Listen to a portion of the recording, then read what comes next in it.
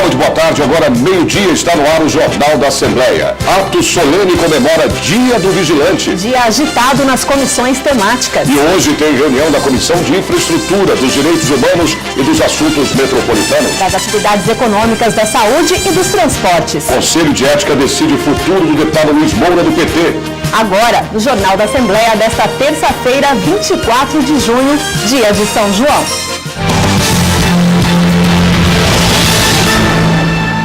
Agora nós vamos direto ao vivo ao plenário Juscelino Kubitschek, de onde fala o repórter Mauro Frisman. Boa tarde, Mauro. Qual a pauta de hoje, Mauro? Boa tarde, Sérgio Everton. Boa tarde, Raquel Santos. A sessão ordinária da Assembleia Legislativa de São Paulo começa daqui a pouco, às 2h30 da tarde, para os pronunciamentos dos parlamentares sobre temas livres na tribuna. Às 3 horas hoje tem a reunião dos líderes das bancadas partidárias. E olha, Sérgio, Raquel, tem muito assunto para ser discutido por lá. O Executivo quer passar aqui pelo plenário esta semana pelo menos 4 projetos de lei, já que é a última semana de trabalho. Terça-feira que vem começa o recesso parlamentar. Entre esses projetos de lei de interesse do governo, um deles referente ao Detran, faz alterações na lei que transformou o Detran em autarquia, prevendo a criação de cargos naquele órgão. Outra matéria referente ao Corpo de Bombeiros, que prevê que confere mais poder de polícia, ou que confere poder de polícia à corporação, nos casos relacionados à concessão e fiscalização de alvarás. Em relação ao relatório da Lei de Diretrizes Orçamentárias, que prevê a meta de investimentos do governo para o Estado de São Paulo no ano que vem, este relatório irá a voto na Comissão de Finanças, Orçamento e Planejamento amanhã, quarta-feira. Se aprovado, pode vir para o plenário amanhã mesmo ou ainda na quinta-feira. Raquel. Ok, Mauro, do plenário Juscelino Kubitschek para o auditório Paulo Kobayashi, onde aconteceu hoje pela manhã um ato solene em comemoração ao Dia do Vigilante. Quem acompanhou tudo de perto foi a repórter Silvia Garcia. Boa tarde, Silvia. Boa tarde, Sérgio. Boa tarde, Raquel. Boa tarde a todos. O ato solene aconteceu aqui no auditório Kobayashi, como vocês disseram, durante toda a manhã. Ele terminou agora há pouco. Isso acontece porque dia 20 de junho é considerado o Dia Nacional do Vigilante aqui no Brasil. E como foi feriado prolongado, a comemoração aconteceu hoje, no primeiro dia da semana em que os deputados estavam reunidos. Eu acompanhei tudo de perto e você pode conferir agora na reportagem. A profissão surgiu em 1820, quando a segurança privada foi criada nos Estados Unidos. No Brasil, só em 1983, os vigilantes tiveram sua categoria regulamentada através da Lei 7.102, no dia 20 de junho. Hoje, no auditório Paulo Kobayashi, representantes de empresas e sindicatos da atividade foram homenageados no ato solene. Dia 20 de junho, em 1983, foi promulgada a Lei 7.102, que garante direitos trabalhistas, direitos sociais, direitos institucionais a todos os vigilantes do Brasil. É uma lei federal e na promulgação da lei, o dia 20, ficou consagrado como o Dia do Vigilante, para a gente comemorar o trabalho desse pessoal tão aguerrido aí, tão firme na atividade de proteção de vidas e patrimônio. Em todo o país já são mais de 2 milhões de profissionais que trabalham em escoltas, proteção de patrimônio público e privado, de pessoas e bancos e transportes de valores. Só em São Paulo, 210 mil vigilantes atuam na área. 11 profissionais, em especial, foram homenageados no ato de hoje, todos com mais de 40 anos de carreira. A atividade de segurança privada é uma atividade complementar à segurança pública, não é concorrente. E nós temos sim que valorizar essa atividade. É o segundo ano que nós fazemos a atividade aqui. Se Deus quiser, isso vai ajudar a valorização da atividade da segurança privada e, por consequente, do seu recurso humano, que é o vigilante. E os deputados da Comissão de Infraestrutura se reúnem hoje a partir das 2h30 da tarde aqui na Assembleia Legislativa. E a repórter Ana Calini tem os detalhes. Boa tarde, Ana. Boa tarde, Sérgio. Exatamente isso. Os deputados se reúnem a partir das 2h30 da tarde no auditório Franco Montoro para apreciar uma pauta com 15 itens, a maioria requerimentos. Os parlamentares querem debater questões como ampliação do metrô, o túnel Santos-Guarujá, fornecimento de energia e, claro, também a crise no abastecimento de água. O deputado Alencar Santana, do PT, que preside a comissão, deve colocar esses requerimentos em votação, tanto para ouvir representantes representantes sobre esses assuntos, quanto para a realização de audiências públicas. Sérgio. Ok, Ana. Prestação de serviços aqui no Jornal da Assembleia. A repórter Viviane Cesarino está na sede do Programa de Apoio à Pessoa com Deficiência, um lugar que concentra vagas de empregos para quem tem algum tipo de problema físico. Boa tarde, Viviane. Como funciona esse programa? Olá, boa tarde para vocês aí no estúdio, boa tarde a todos. E funciona assim, ó. A pessoa com deficiência pode tanto acessar o site, que é o www.empregasaopaulo.sp.gov.br, ou vir pessoalmente até aqui à sede do programa onde a gente está, que é Rua Boa Vista, número 170. E o programa, ele faz a intermediação entre as pessoas com deficiência que querem, né, se inserir nesse mercado de trabalho e as empresas que precisam cumprir a lei de cotas. São empresas que têm 100 funcionários ou mais e devem reservar de 2% a 5% das vagas para as pessoas com deficiência. Olha só que notícia boa. Hoje tem 269 vagas para serem oferecidas para esse perfil, né, para esse público. E olha só, são vagas que oferecem desde um salário mínimo até remuneração de R$10 mil, viu? Eu vou conversar agora com o Igor Araújo, que é técnico de segurança do trabalho. Igor resolveu sair de casa hoje disposto a conseguir um trabalho, né? E é difícil, me conta. É difícil, né? O procedimento das empresas, elas dão mais procedimento para as pessoas que estão bem, né? Agora os deficientes têm uma certa restrição. Aí pesquisando pela internet com uma amiga minha, ela falou para mim que o PADEF faz esse procedimento para que nós possamos entrar no mercado de trabalho. Tá confiante hoje, então? Já soube se tem alguma vaga para o teu perfil? Ainda não, vou passar pela entrevista com os recepcionistas e vou ver. Estou confiante, sim. Tá certo. Boa sorte para você, viu? E agora a gente vai conversar com a Marinalva Cruz, que é a supervisora do PADEF. São vagas para quem tem ensino superior completo, para quem tem o ensino fundamental, vagas de serviço? Sim, as vagas, elas são... Tem vagas que exigem desde o ensino fundamental incompleto até vagas que exigem nível superior completo. Algumas exigem experiência de 3, 6 meses, mas a grande maioria não requer nenhum tipo de experiência. A pessoa pode entrar no site, que é aquele que eu dei, ou vir pessoalmente. Quando vem pessoalmente, o que tem que trazer? Tem que trazer o RG, o CPF, a carteira de trabalho e também o laudo, que é um documento que fala sobre a deficiência que a pessoa tem.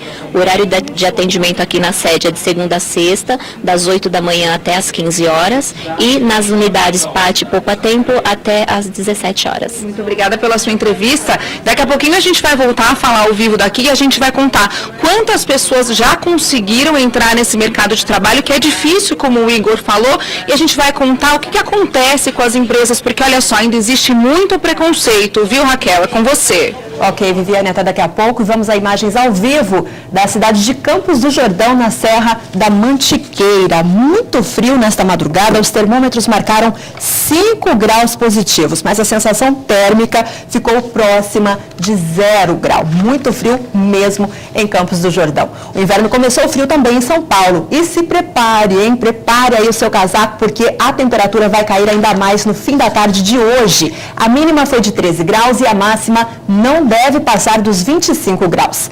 Em Campinas, céu parcialmente nublado e a máxima pode chegar aos 26 graus. Em São José dos Campos, os termômetros chegam aos 27 graus. Em Sorocaba, a máxima também vai ser de 25 graus e em Ribeirão Preto, calor apesar de céu encoberto. A máxima é de 29 graus. Você vai ver a seguir. Comissões de Ética dos Direitos Humanos e Assuntos Metropolitanos se reúnem agora à tarde aqui na Assembleia Legislativa de São Paulo. E mais pacientes da rede estadual de saúde podem ter acesso ao tratamento hiperbárico. Veja os detalhes depois do intervalo. A gente volta em 1 minuto.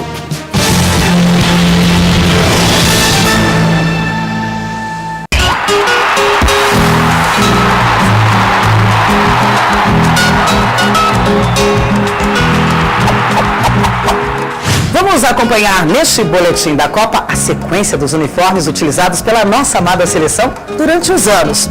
Olha como foi o uniforme no primeiro título do Sul-Americano de 1919, realizado aqui no Brasil.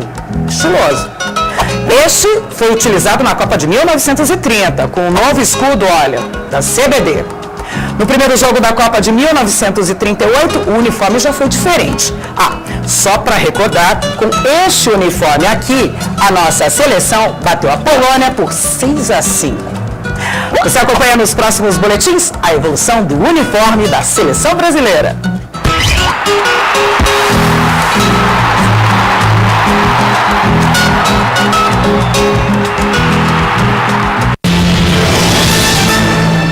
Pacientes da rede estadual de saúde podem ter acesso ao tratamento hiperbárico feito à base de oxigênio pressurizado. Um projeto de lei do deputado Ed Thomas prevê a parceria com clínicas para garantir o atendimento.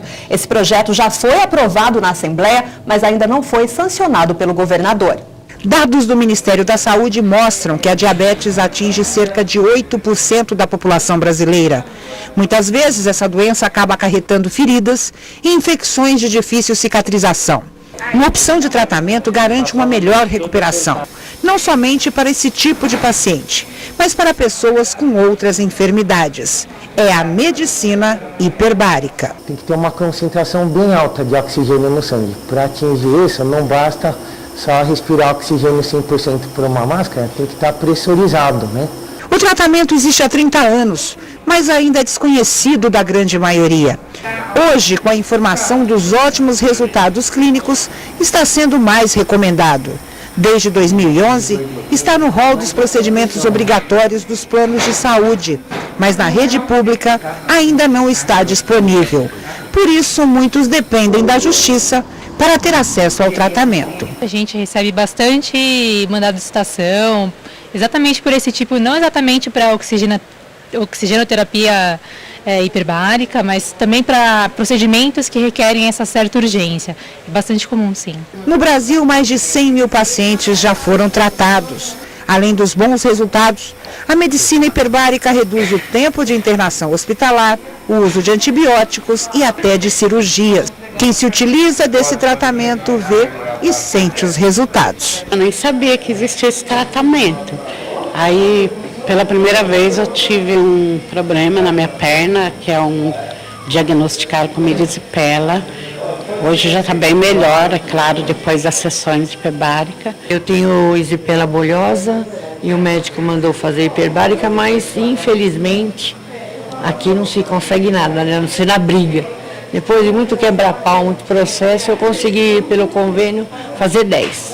E nas 10, que é 10, cada vez é 10. Nas 10 já houve melhora. Na quinta já começou a secar. Uma proposta apresentada na Assembleia Paulista quer garantir que todos tenham o mesmo direito. É um tratamento muito, mas muito especial. Eu gostaria que São Paulo saísse na frente.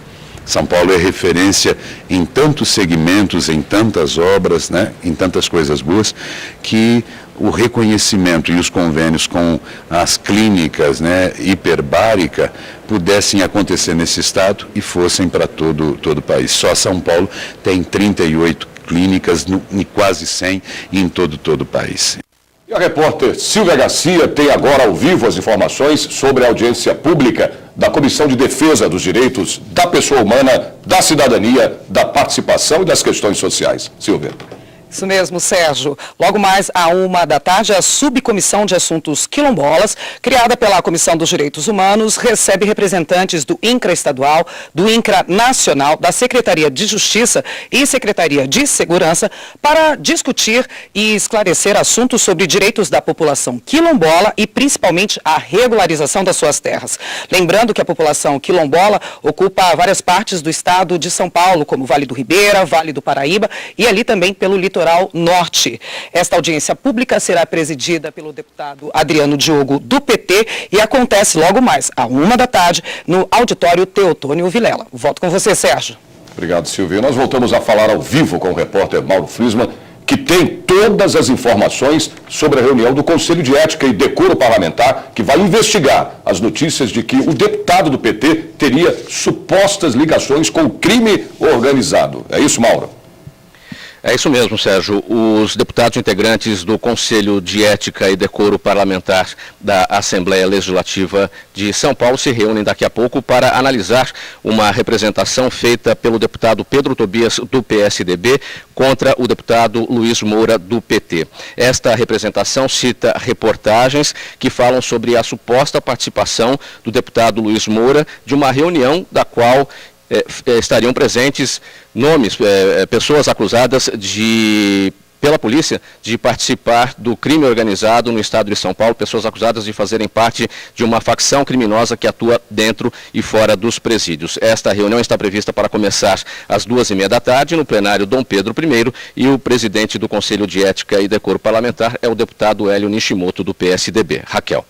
Ok, Mauro, o assunto agora no Jornal da Assembleia é a reunião dos deputados que fazem parte da Comissão de Assuntos Metropolitanos da Assembleia. Quem tem as informações é a repórter Ana Kaline. Ana.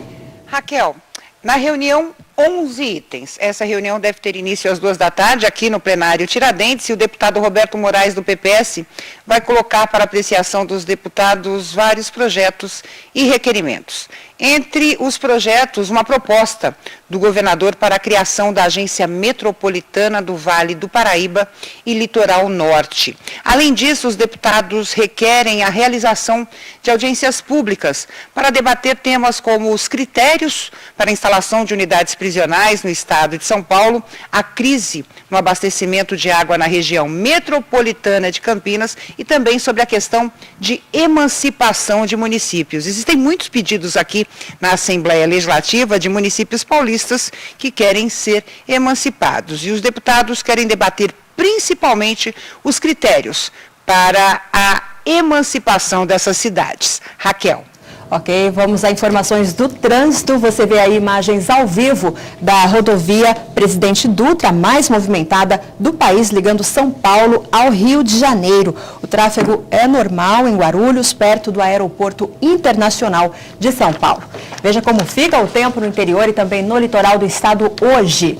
Em Santos, a máxima não passa dos 25 graus. Em São José do Rio Preto, a máxima prevista é de 27 graus. Em Mogi das Cruzes, a máxima fica nos 24 graus. E em Piracicaba, os termômetros chegam aos 28 graus. Depois do intervalo, deputados se reúnem nas comissões de atividades econômicas e da saúde. E tem reunião também da Comissão dos Transportes e da CPI, que investiga o desmoronamento de toneladas de lixo no aterro Pajoã. A gente volta em 1 minuto com todos os detalhes.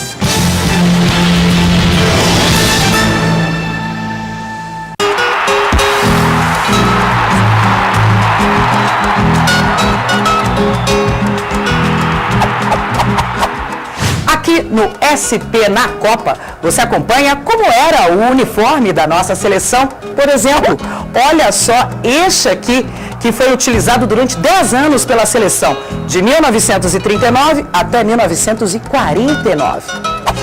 Este é o uniforme da seleção no Sul-Americano de 1945.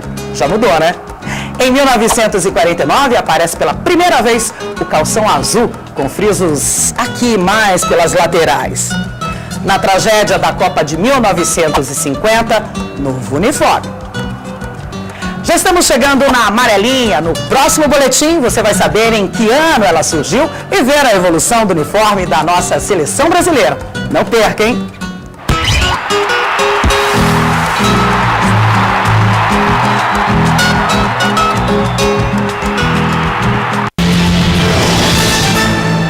Voltamos a falar mais uma vez ao vivo com o repórter Mauro Friesma, que tem os detalhes da reunião dos deputados da Comissão de Atividades Econômicas. Mauro.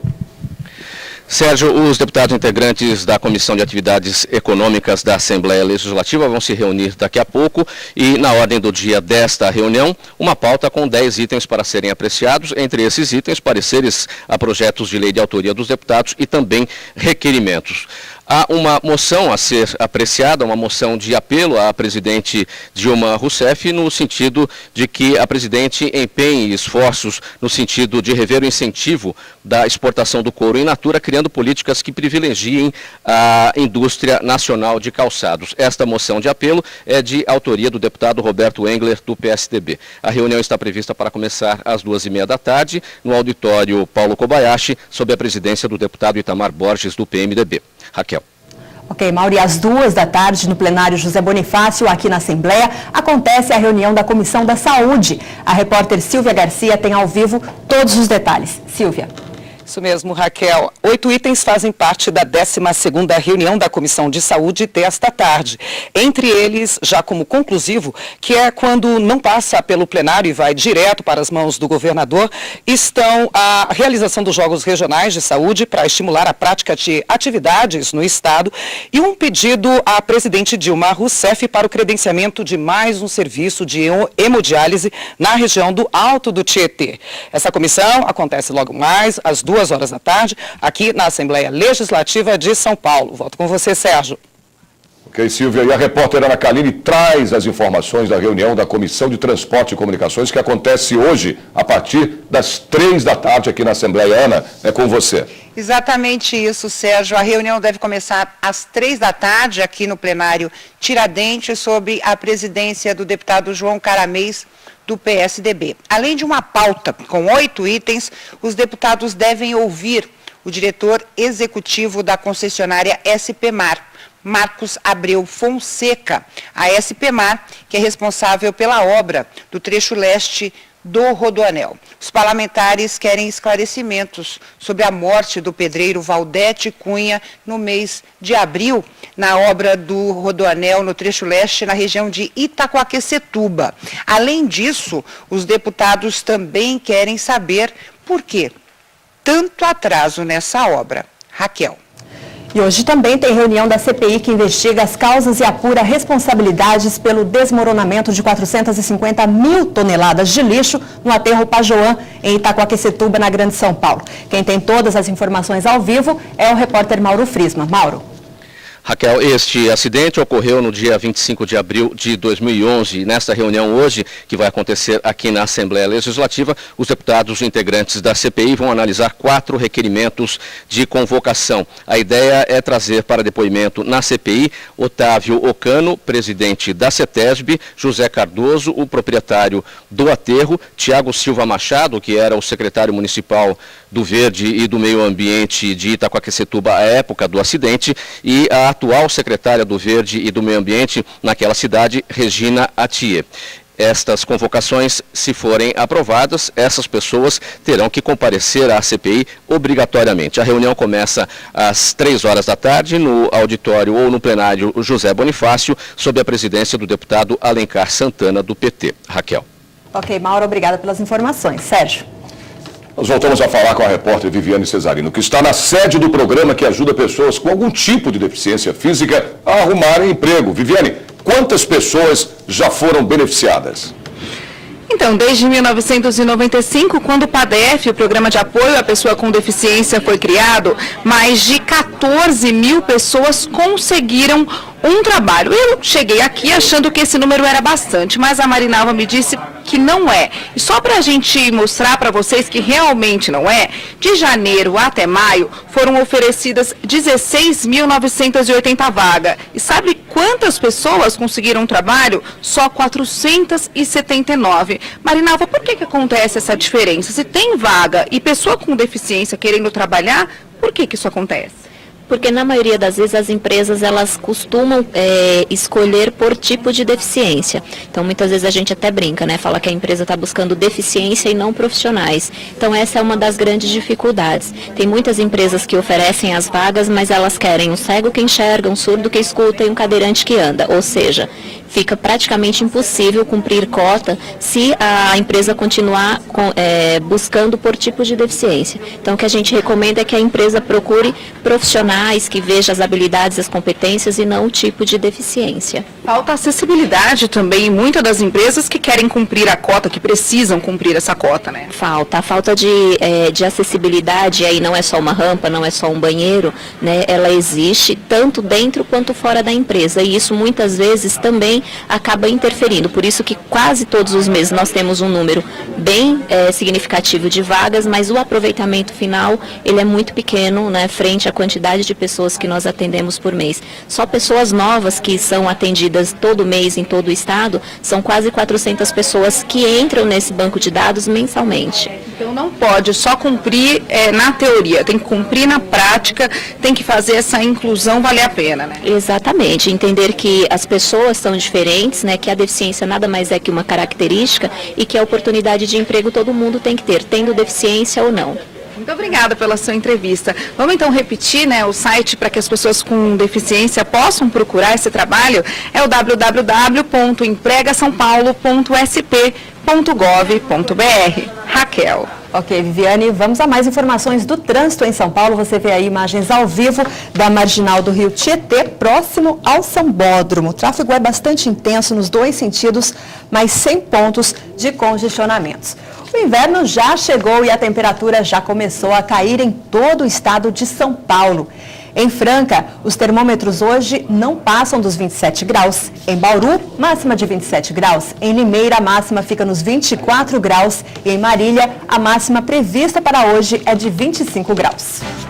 Jornal da Assembleia termina aqui, nós voltamos amanhã a partir do meio-dia. Não perca às 2h30 a sessão plenária aqui na TV Assembleia. E parabéns às cidades de Alto Alegre, Américo de Campos, Atibaia, Balbinos, Clementina, Gastão Vidigal, Ibaté e EP. Joanópolis, José Bonifácio, Lucélia, Mirandópolis, Nhandeara, Oroeste, Populina e Rio Claro. Santa Fé do Sul, São João da Boa Vista, São João das Duas Pontes, São João de Iracema. Salto de Pirapora, Santa Albertina e São João do Paudalho, que fazem aniversário hoje, dia 24 de junho, dia de São João. Até amanhã para você. Boa tarde, até amanhã.